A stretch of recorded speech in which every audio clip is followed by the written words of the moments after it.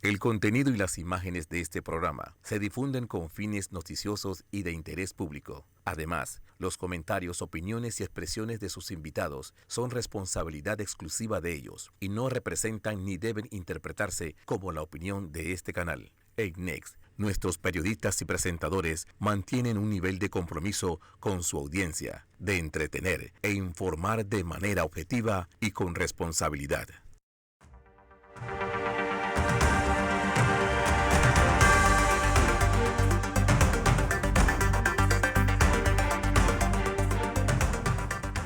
Saludos, bienvenidos a Hablando de Frente, otro jueves a las 7:30 de la noche por Canal 21 y recuerden que cuando aquí no nos pueden sintonizar, estamos en las redes de YouTube y de Instagram de Vallarino Panamá y de Next Noticias. Yo empiezo este programa con algo que se me olvidó en el último y que es muy importante y es felicitar al director de cámaras de nosotros, Felipín, que está aquí todo el tiempo ayudándonos a nosotros a que este programa salga como ustedes lo ven. A pesar de que nosotros tenemos aquí un staff de cerca de 8 personas en cámara, Felipín es la persona que agarra y regula absolutamente hasta el último detalle para que ustedes puedan vernos y apreciarnos en sus casas. Hoy vamos a tocar algunos temas que van a ser un poquito polémicos. Van a ser algo que vamos a ponernos a pensar si el sistema debe ser así, el sistema judicial me refiero. Fíjense, antes de entrar un poquito en los detalles, primero quiero tocar un tema puntual que va dirigido al director general del sistema penitenciario. Yo le tengo un aprecio personal, lo considero una buena persona y en nombre de todos los que ejercemos la abogacía en Panamá, que él es un colega también, a quien respetamos de nuevo y apreciamos, le quiero pedir que ya ponga el cese a las visitas que están restringidas para los abogados los sábados y domingos. Creo que la comunidad abogadil entendió perfectamente, las visitas penitenciarias me refiero, que los sábados y domingos se hiciera una limitante para poder trabajar todo este tema de COVID, etcétera. Me parece que ante las realidades que vive el mundo actualmente y que vive el país, en donde ya aquí se están haciendo conciertos, en donde todas las actividades están abiertas, en donde ya van los abogados de lunes a viernes, no hace ningún sentido desde el punto de vista de salud el decir nosotros no vamos a recibir visitas de abogados sábados y domingos. Yo quiero entender que es un colega y que entiende perfectamente la profesión. De lunes a viernes, muchos de los colegas estamos comprometidos en gestiones ante fiscalía, en audiencias, en citas, haciendo todo el devenir que tiene que ver con la abogacía.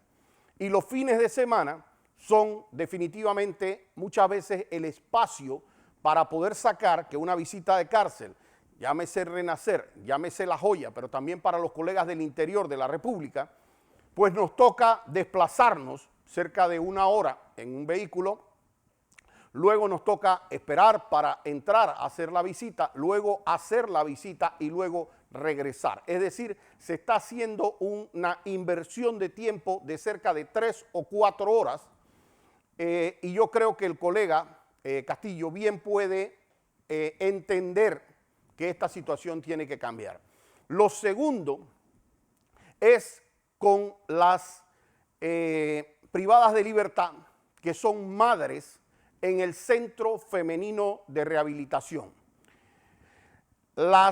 Se les está restringiendo las visitas para ver a sus hijos menores de 5 años de edad, que de nuevo, en un momento dado, y cuando el auge de la pandemia estuvo en un momento difícil, hacer una restricción temporal de eso era un poquito entendible. Pero yo aquí quiero tocar la fibra humana de la ministra, la fibra humana que sé que la tiene del director general del sistema penitenciario.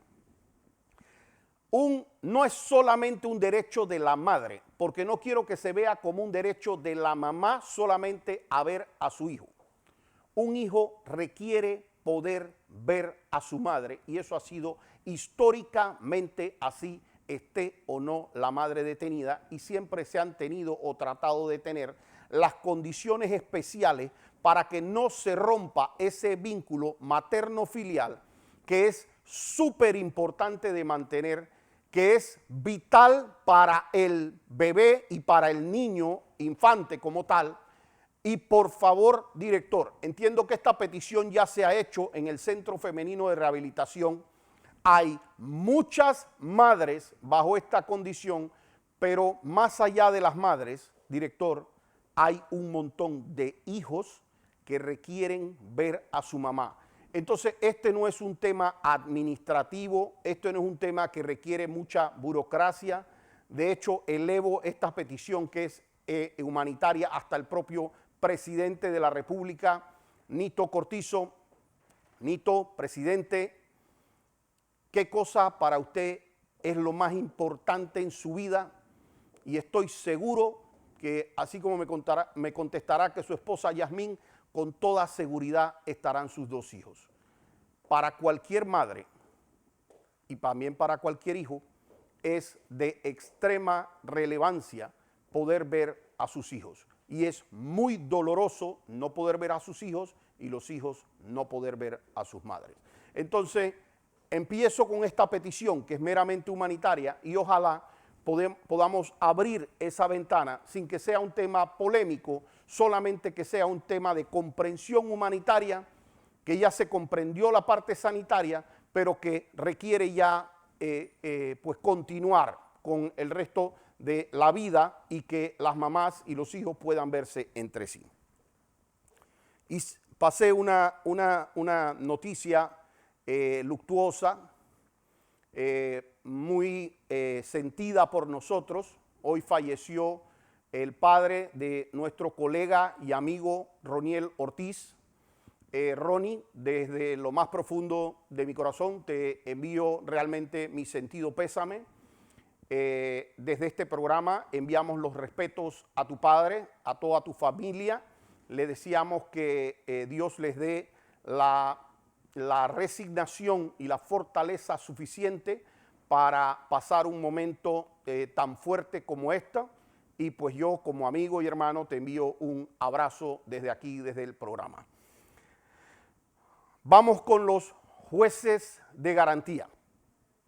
Magistrada María Eugenia López, la implementación del sistema penal acusatorio por jueces que sean de carrera, que respondan a su capacidad como tal, se hace imperante, urgente, inaplazable, se requiere que se haga ya. Yo hoy me voy a referir a un juez, cosa que trato no de hacer regularmente, pero en este caso no voy a callarme, y se trata del juez Frank Torres. Para mí una gran vergüenza como juez de garantía, y ahora voy a decir por qué. Yo no comparto la decisión que él tomó sobre extender un plazo a causa compleja de una operación, de un caso particular. Pero eso es simplemente una diferencia de criterio mía con la de él y la de 45 colegas, por supuesto, pero no es en esa atención que yo quiero hacer la crítica, porque yo creo que un juez merece el respeto de sus decisiones y que nosotros las cuestionemos según las vías de derecho que nos asiste la ley. Pero cuando hay un juez que en audio y video, y yo voy a conseguir ese audio y video para pasárselos a ustedes, porque un juez de garantía tiene que respetar para que a él lo respeten. Y tiene que ser un hombre respetuoso del derecho para que las personas se sientan con que está dando por lo menos un mínimo de respeto a la dignidad humana.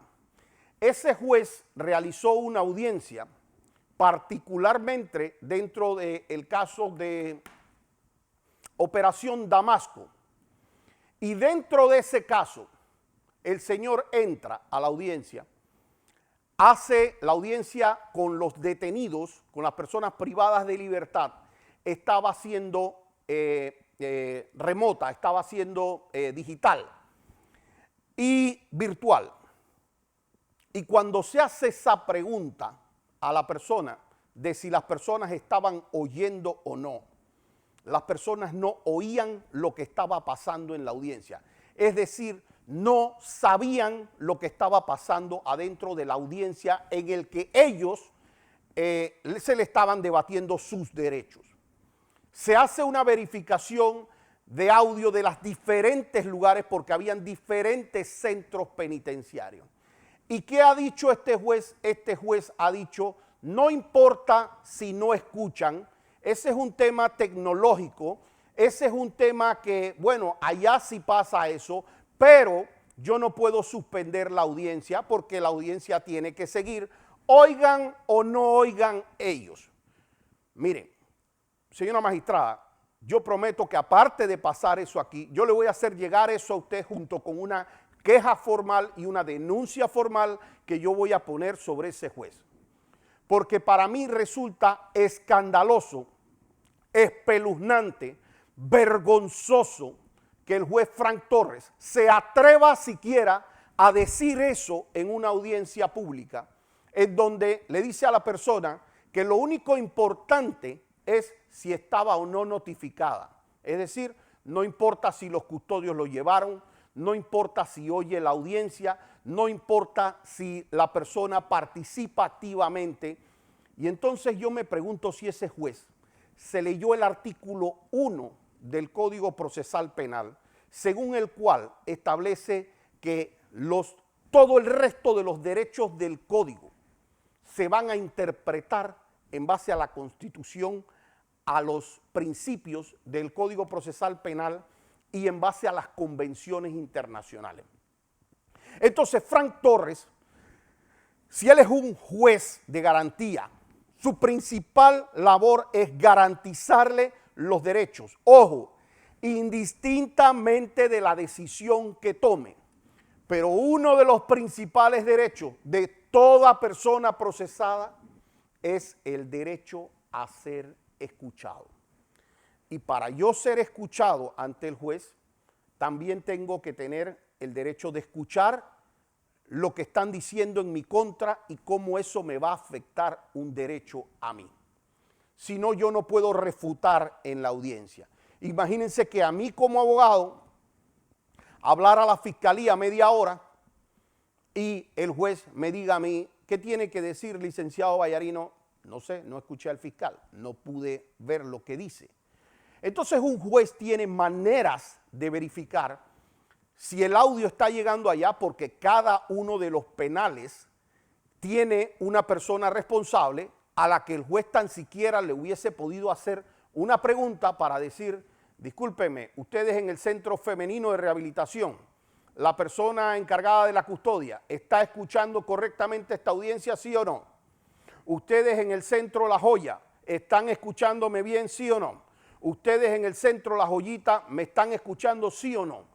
Pero cada uno de los centros le contestó al juez que no se escuchaba o que no se escuchaba bien o que se escuchaba altamente entrecortado, al punto que el juez en no menos de 25 ocasiones, este juez Frank Torres tenía que repreguntarle a la persona, Juan Pérez, le pido a ver si Juan Pérez.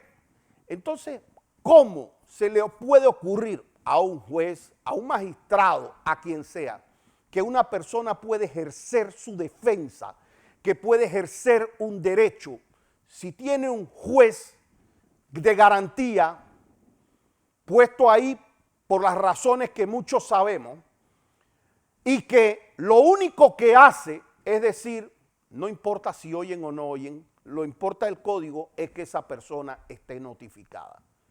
Frank Torres, tú eres una vergüenza como juez del sistema penal acusatorio. Yo voy a presentar esta queja formal, pero además, hagan lo que le hagan al juez. Miren, los magistrados, cuando vean esto, porque me voy a encargar de que se publique aquí y en los diferentes periódicos, el juez, indistintamente de su decisión, la comparta yo o no, allá piense otros 1000 criterios sobre la forma de actuar de este juez que fue fiscal, pero eso él merece respeto en ese sentido.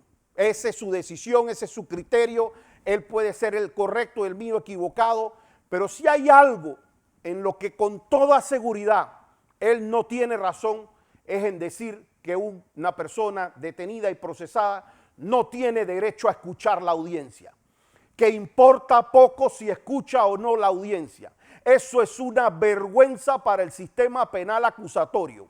Y yo tenga que hacer lo que tenga que hacer, el país va a conocer eso, porque eso merece la renuncia de Frank Torres.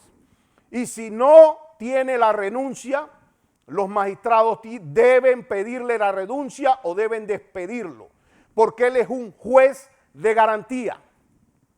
Y no existirá magistrado en el mundo que pueda sustentarme a mí que es correcto que una parte a la que la convocan para un proceso importe muy poco si escucha o no, porque lo importante es que esté notificado. Entonces, acabando ya con Frank Torres, vamos a mencionar algunos temas que yo creo que están haciendo mal los jueces de garantía. Los jueces de garantía tienen que entender, y esto vamos a tener que revisarlo en la Asamblea Nacional, porque fíjense, y aquí quiero que me pasen por favor la primera gráfica para que ustedes vean lo grave de esto que está ocurriendo.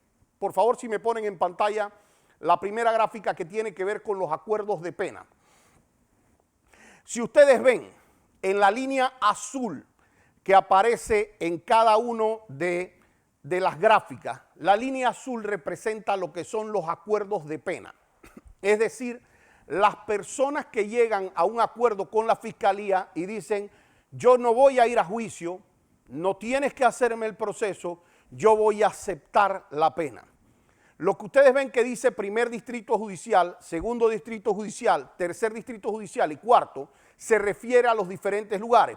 Primer distrito judicial se refiere a lo que es Panamá, Darién, Cunayala y Panamá Oeste. El segundo distrito judicial lo tenemos en Coclé y Veraguas. El tercer distrito judicial lo tenemos en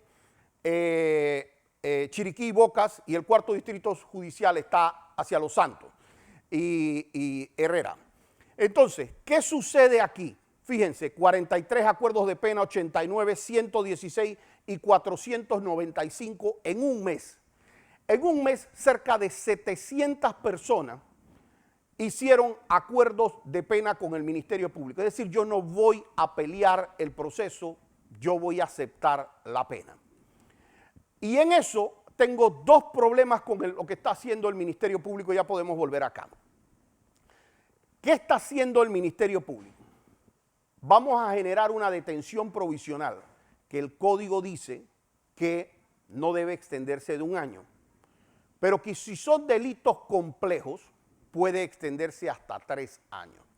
Entonces el Ministerio Público hace la operación 1, la operación Fiche, la operación Neptuno, la operación Damasco, la operación Oasis, la operación el Panty de la Abuela, la operación, todos los diferentes tipos de operación de nombres que se le ocurra a ellos llamativos, ellos hacen esa operación. Dicen desde el primer día, salen en todos los medios de comunicación y dicen tenemos ya las pruebas y las evidencias para condenar a la persona y porque tenemos los elementos de prueba contra esta persona o contra la otra.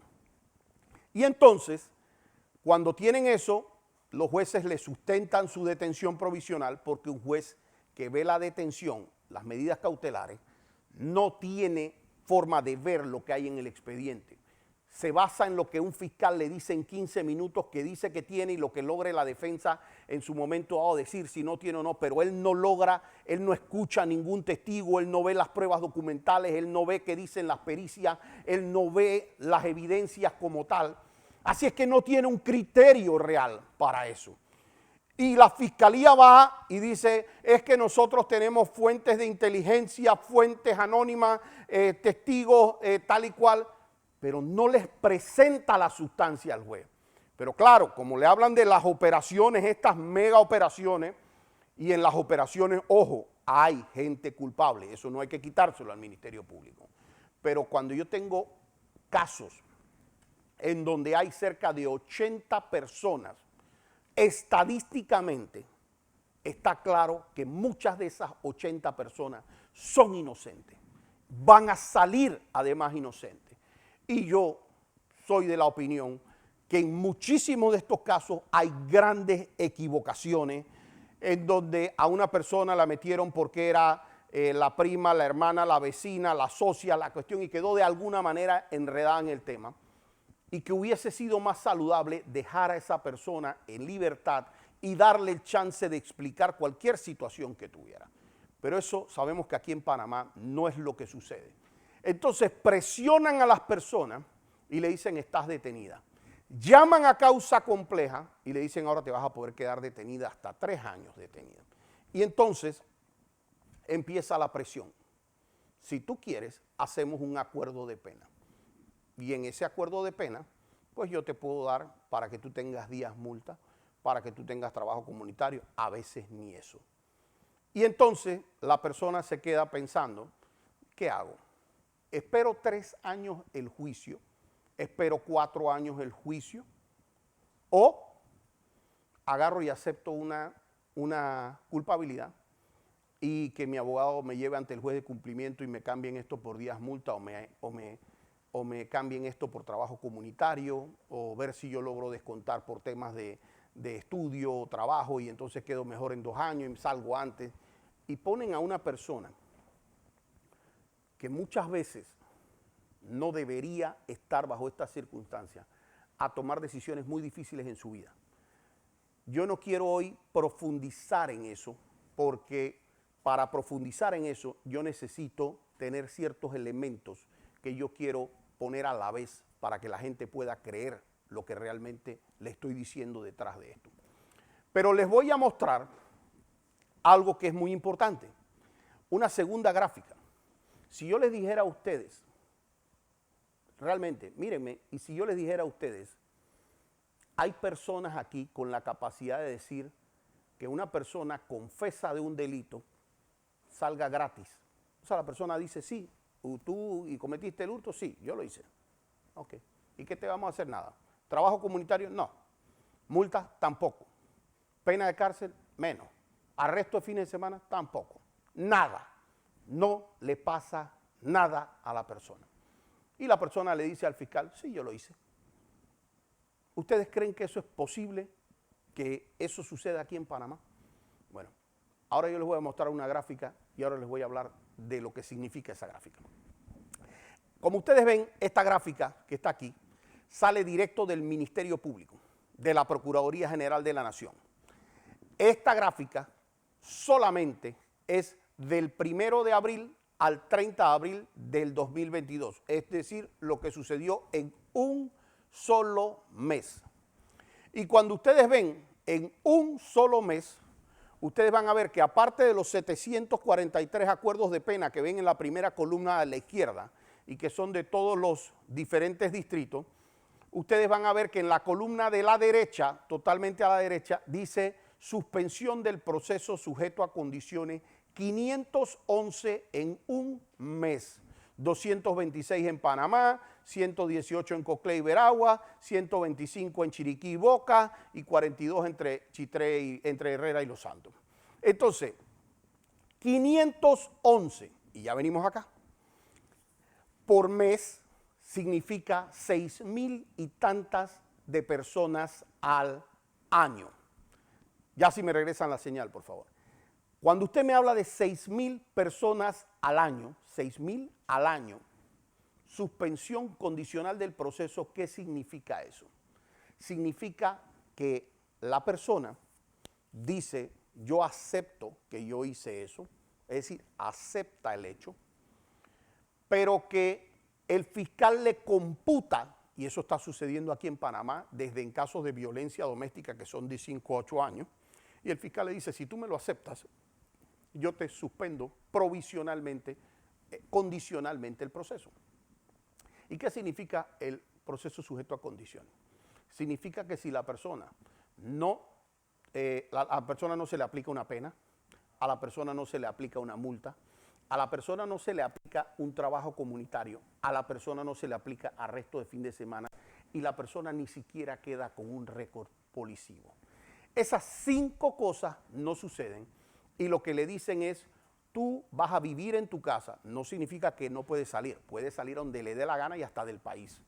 Pero tú vas a estar en tu domicilio y si tú no te puedes mover de ahí por 1 año o por 3 sin mi permiso. Mover me refiero a mudarse sin su permiso. No me refiero a no salir. No confundan eso con arresto domiciliario. Y esa es la sanción que tiene la persona. O no puedes ir a ciertos lugares, pero eso por 1 a 3 años. Si la persona cumple eso, o no lo cumple, pero el Ministerio Público no se da cuenta, se elimina el proceso contra la persona. La persona no queda con una condena, la persona no importa. Y no importa si la persona le dijo a la fiscalía, eso pasa. ¿Para qué se hizo esto? Este que está dentro de la ley, valga decir, se hizo para delitos muy leves. Pero aquí están agarrando delitos que tienen pena de 5 años, ¿verdad? Y ellos dicen, señor juez, el delito es de 5 años, pero si usted le aplicara este descuento y esta atenuante y esto, a lo mejor quedaría en 3, así que nosotros necesitamos que este proceso también se suspenda sujeto a condiciones. Y eso para mí tiene una connotación grave. Primero, porque el Ministerio Público dice que ellos persiguen todo y de repente ven una persona y la agarran y la vuelven su enemigo público y la persiguen y la arrastran y la tratan de buscar y la tratan de atacar, cuando ellos mismos, sus propios fiscales, 6,000 veces al año, con 6,000 personas distintas, con personas que le confesaron el delito, ellos le dijeron, tranquilo, vete para tu casa. Procurador, si usted siente que yo estoy diciendo una sola mentira, usted está invitado a mi próximo programa el próximo jueves aquí a las 7 de la noche con cuantos fiscales usted crea que pueden decir que lo que yo estoy diciendo es mentira. Usted sabe que lo que yo estoy diciendo es verdad. Y aparte de eso, es algo muy parecido a lo que está pasando en su momento dado, con los acuerdos de pena, que también los cambian o por una multa vaga, y solamente, ni decir los acuerdos de colaboración, en donde ellos están agarrando a gente por blanqueos de capitales, por peculados, por cuestiones, pero no crea que le metan 1 día de cárcel. 1 día de cárcel no le meten. Le dicen, no, váyase para su casa, pero tú hablaste mal en contra de Pedrito. Ah, tú sí te puedes ir para tu casa. ¿Bajo qué criterio moral el Ministerio Público puede decir a estas 6,000 personas que me confiesan un delito, 7,000 u 8,000, yo las voy a mandar para su casa? A ti y a ti sí te voy a perseguir. A ustedes 10, a ustedes 20, a ustedes 100. ¿Bajo qué criterio moral? Yo quiero que me lo explique el procurador. Yo quiero que me digan a mí cómo nosotros podemos decir que peleamos contra la impunidad cuando 6,000 personas al año confiesan los delitos, confiesan que cometieron el hecho y el Ministerio Público, sin que pague 1 día de cárcel, los manda para su casa sin que pague $1 de multa. Quiero que me digan cómo funciona eso. Entonces, yo soy de la opinión que el sistema tiene que cambiar y que hay personas a las que se les puede conmutar la pena. Yo creo en eso. Se les puede conmutar también la forma de, se les puede hacer acuerdos dentro del proceso si las personas hicieron una confesión en delitos leves. Pero esas cosas deberían pasar o por multas, o por trabajo comunitario, o por arrestos de fines de semana, o por algo que traiga una retribución. Es impensable tener personas que vayan al Ministerio Público, le digan a un fiscal, después de que el fiscal ha hecho una investigación y tira todas sus pruebas y gastamos plata en la investigación y le digo, sí, fiscal, yo lo hice. Ah, sí, si usted me acompaña y dice lo mismo ante el juez de garantía, nosotros le suspendemos condicionalmente el proceso y usted se va para su casa. ¿Y pago alguna pena? No. ¿Paga alguna multa? No. ¿Paga un solo día, un solo fin de semana de arresto? No. ¿Hace trabajo comunitario? Tampoco.